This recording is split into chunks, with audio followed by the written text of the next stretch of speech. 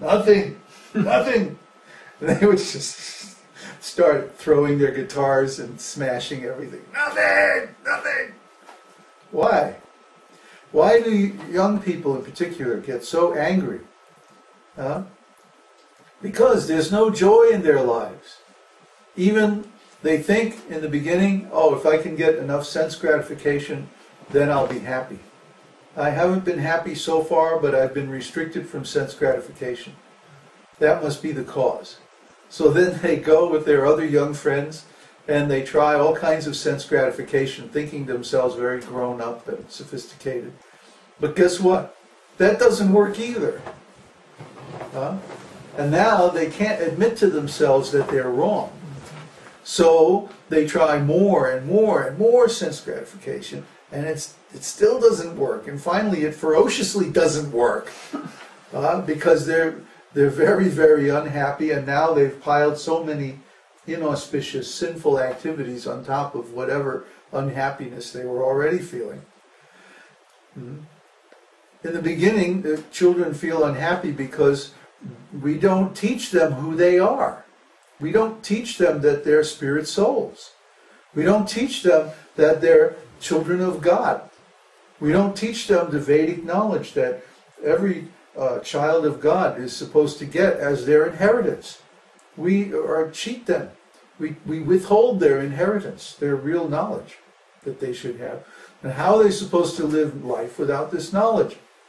So naturally the children are angry. They don't even know why they're angry. They're missing something. Something is empty in their lives. What's empty is knowledge of who they really are, what they really are, what life really is all about, how to live successfully, which means happily, with rasa. They're missing, actually, God, girasa. They're missing. But here it says that girasa is coming through the Vedas. So if you give the children the Vedas, if you give the children the knowledge while they're young, then they never have this terrible emptiness. And then they try to fill it with so much nonsense. See? Just like I was amazed when I went to India. When I went to India, it was, still a little bit early.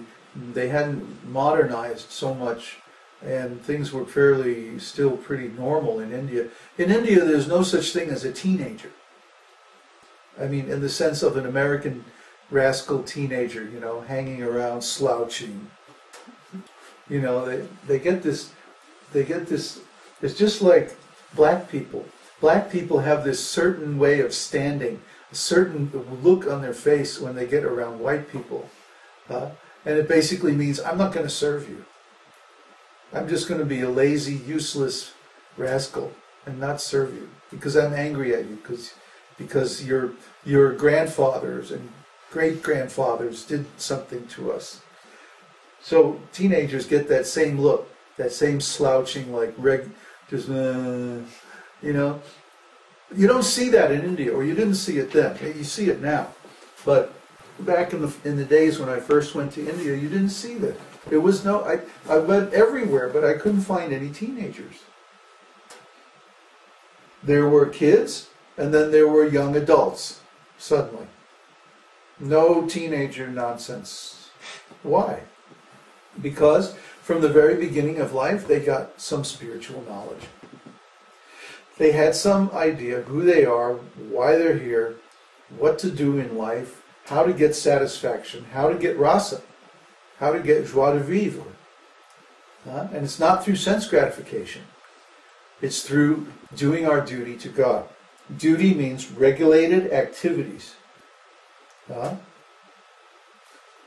What was that word up here in a sense?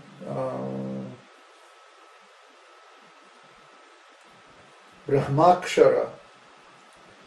Brahmākṣara, Vedas are coming from the Supreme Brahman, samudbhavam, directly manifested. So, you should perform sacrifice. You should perform sacrifice with everything, as far as possible. The water you drink, the food you eat, You're breathing. When you breathe in, when you breathe out, you chant the holy name. Because when you're breathing in, you're using God's energy. And when you're breathing out, then you should glorify God with your words. That's the meaning of chanting all the time. See? With every breath, glorifying the God that made you. That's the real thing. That's real life. And that will give joy. I promise you. Try it. Try it. Try it. I can sit here and talk about it forever and ever. We can sit and debate it, and, have different learned discourses on the whole idea and the whole, examine whether it's true or not and philosophically analyze everything. Oh no, it's just a waste of time. Try it. That's what we say. We don't demand that you have faith. Any more faith than it takes to simply try the process. A little faith. Just a tiny little faith. Give up an afternoon. Read this 3rd chapter of Bhagavad-gītā and try it. Just try thinking like that. That's called Shastra Chakshus, seeing things through the eyes of the scripture. Try seeing things the way that Krishna explains here in the 3rd chapter of Bhagavad-gītā, just for an afternoon. It's not going to cost you more than that. Just try it, and you will see, you'll feel better. At first, it's kind of hard to notice it, because we're not used to thinking in terms of transcendental consciousness. But we'll notice that we feel lighter, we feel brighter, we're more at ease, life goes nicer, it's more smooth, it's more joyful, like that. As soon as we start to desire something for ourselves, that's when things get heavy. That's when we start to suffer. As soon as we start to desire something separately from God. I mean, looking at it from the top down. The cause of all our suffering is our own desires. Desire means I separate myself from something. And then I yearn to be together with it.